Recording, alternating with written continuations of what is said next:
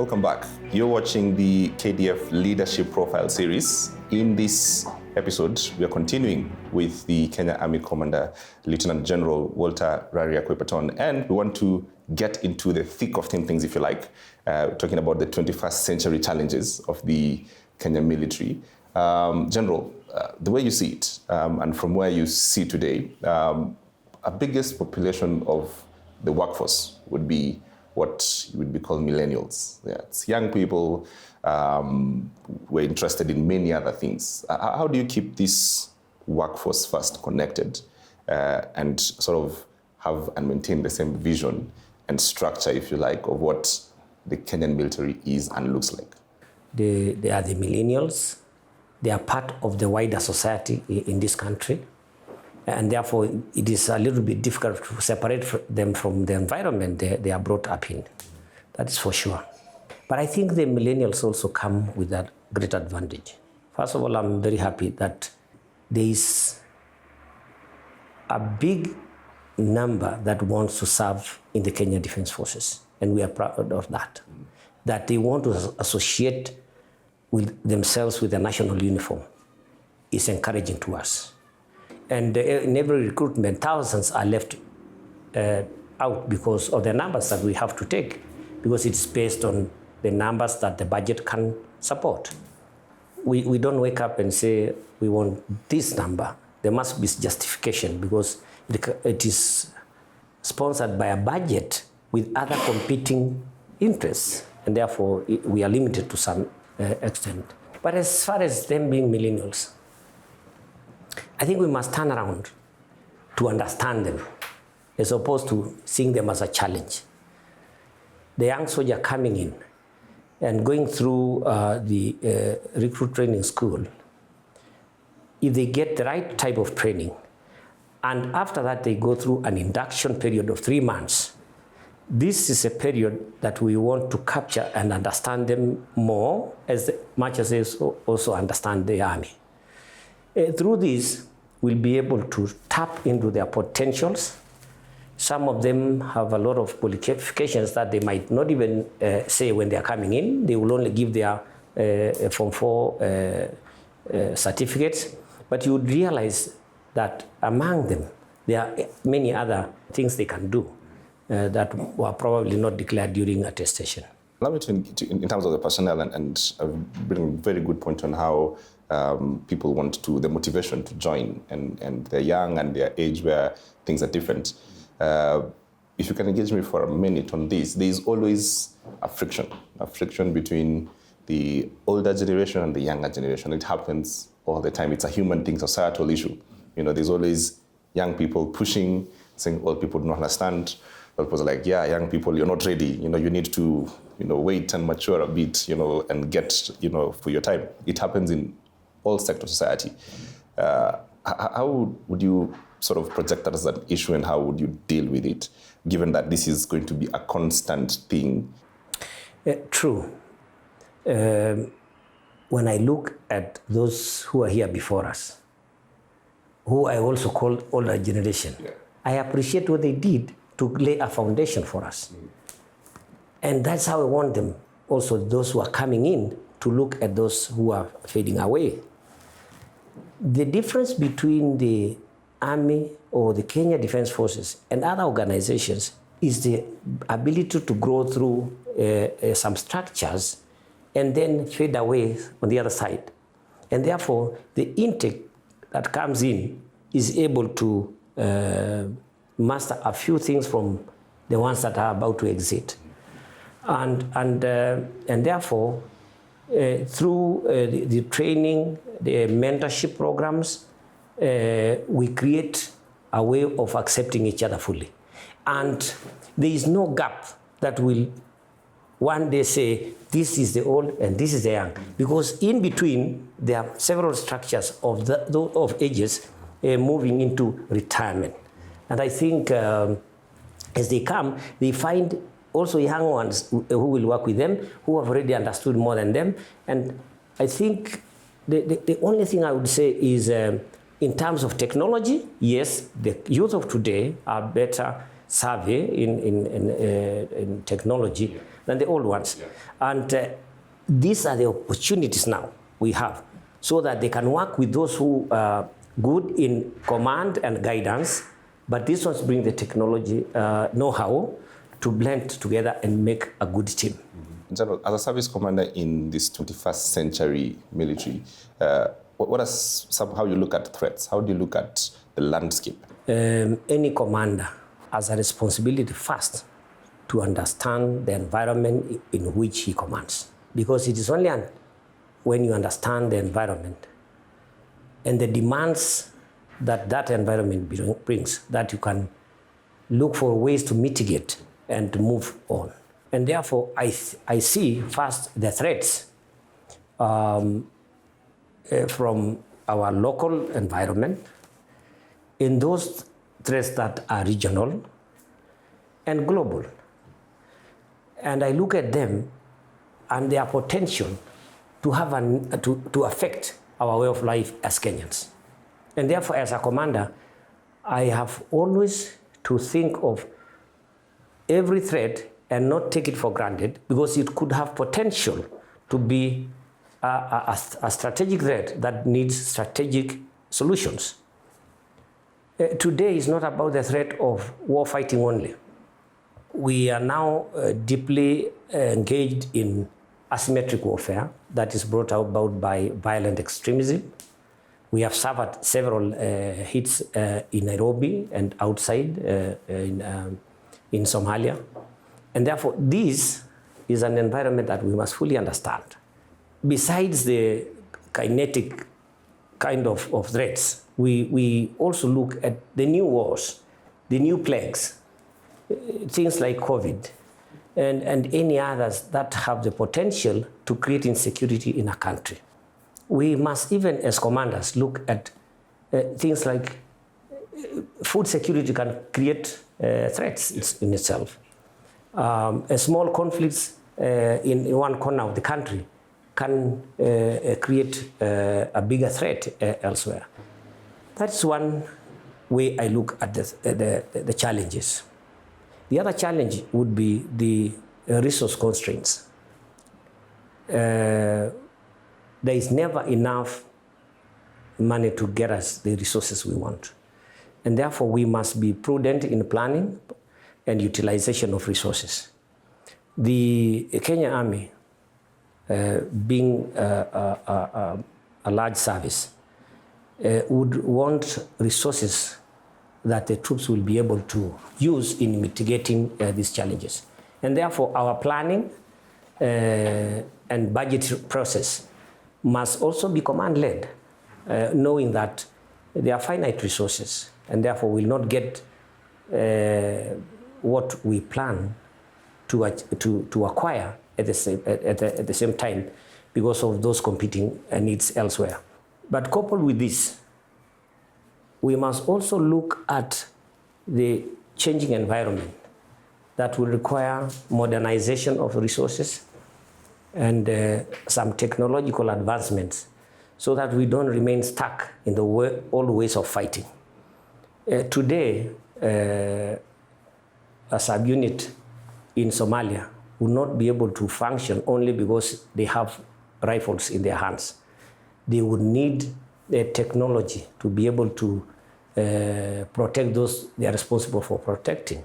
They want to look at their environment using technology.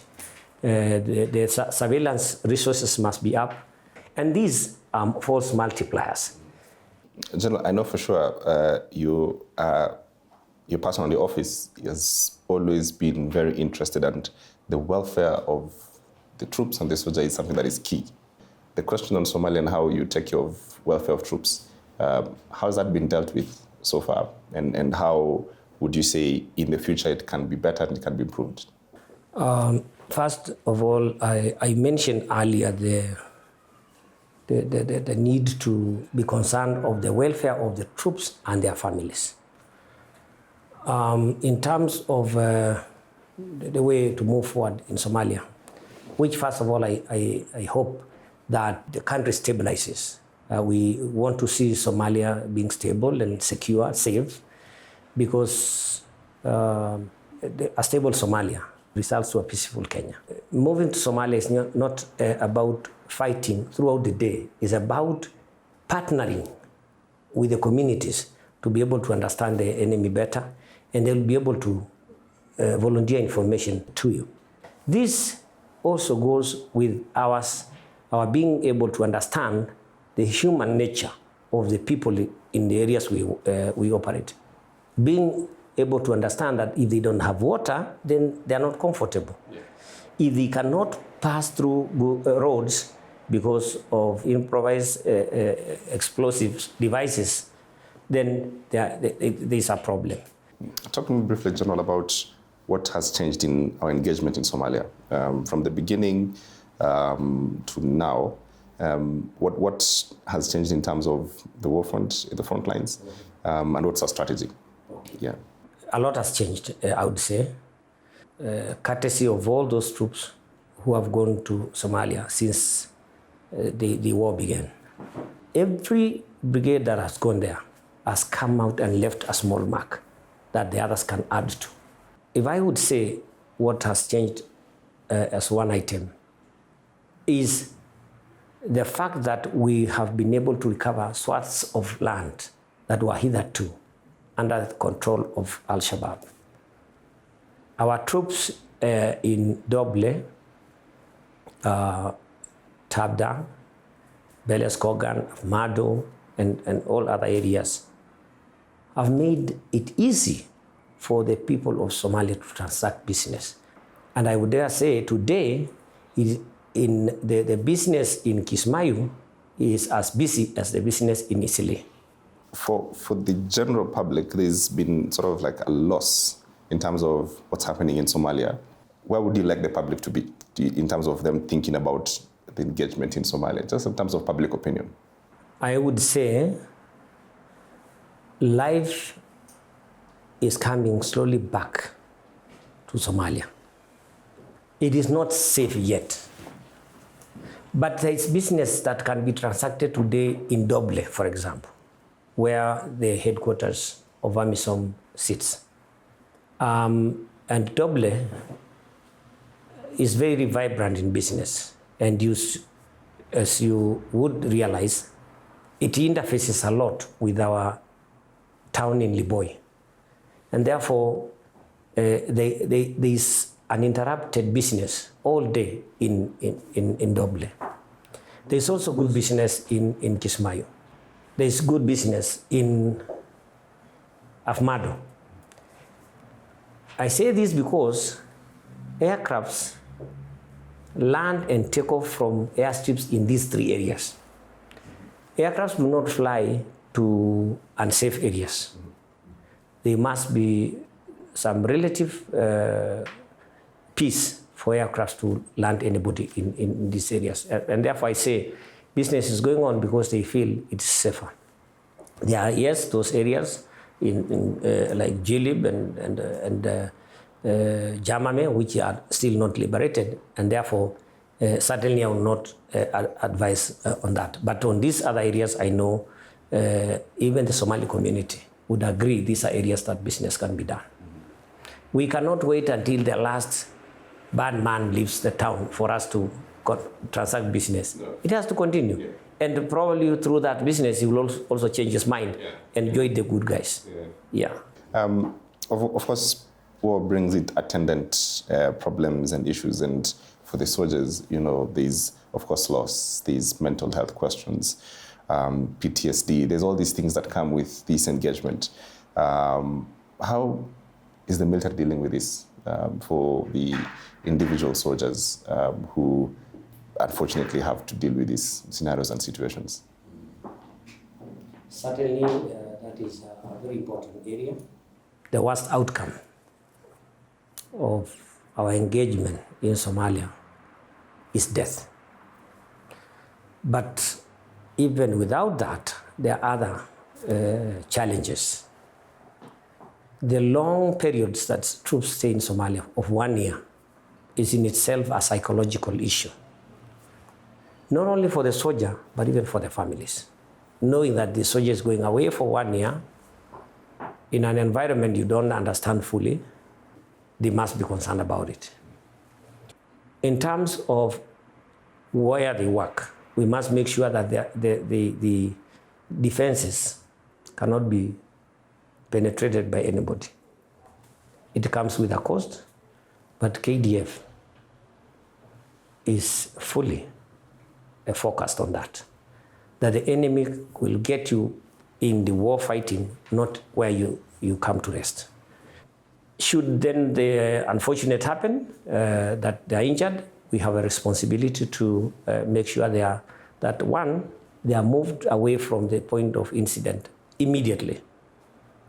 The golden hour requires that we move the soldier to the next treatment facility at the earliest possible.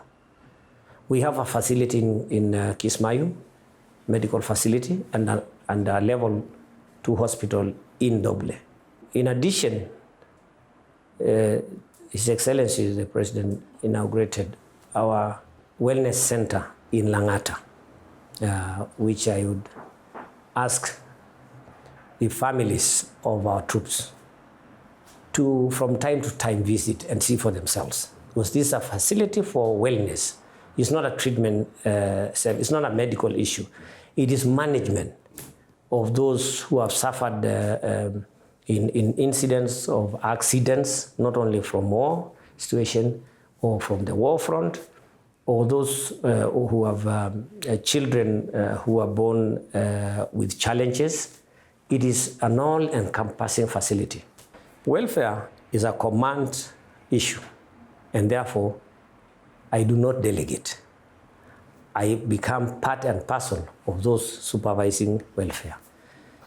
If you were to speak directly to the soldier of the future, what would you tell them? I'll tell them the army is a good place to be. We offer opportunities for him to grow to the highest level he can because we listen to them. He can grow to become an army commander like me or to become a warrant officer like Hamoud Abdallah. It doesn't matter where he comes from. He has an opportunity. And I would tell him, there are many things you see glittering out there, but probably not meant for you. The moment you chose to be in this national uniform, you said, I will remain apolitical, and therefore stay the course, and you can be what you want to be in the system. They all have equal opportunity. All right, equal opportunity and stay the course. You're listening to the KDF Leadership Series profile. We're talking to the commander of the Kenya Army, Lieutenant General Walter R Koipaton, who's gracious to let us in into his career and his thinking and dealing with the problems of 21st century. Taking a short break. When we come back, we're going to discuss now national problems in the context of KDF and just where is the KDF placed in the national sort of context and the issues that we have in the country. Please stay tuned.